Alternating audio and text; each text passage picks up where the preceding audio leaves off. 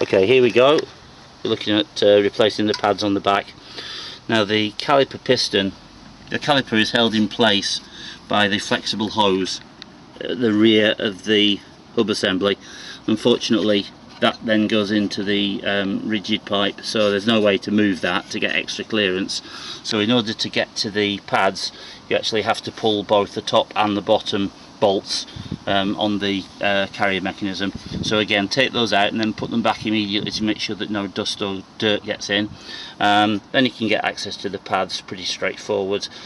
Just note that there is a spring here which probably produces some sort of gap between the disc and the pad for some bizarre reason.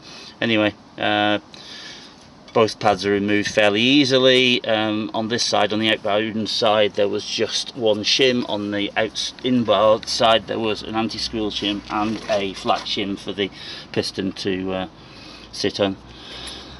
Nothing else of note really, apart from the fact when I tried to fit the spring, I noticed that I couldn't fit it into the top of the pad. And what it was there was paint in the hole, so it was actually drilled. So just a note. These particular pads are Pagids, and they're marked for Mazda MPV range. I don't know whether you can see that, probably not. Anyway, the part number is T0024 and it's for the Mazda MPV range, and really I think that's probably about it. Fewer tools needed on this side, apart from the fact that this bolt here is a 14mm. So you may or may not have a 14mm spanner or a socket to put that in. In terms of degree of wear of the pads that are removed, you can see there hopefully the notch.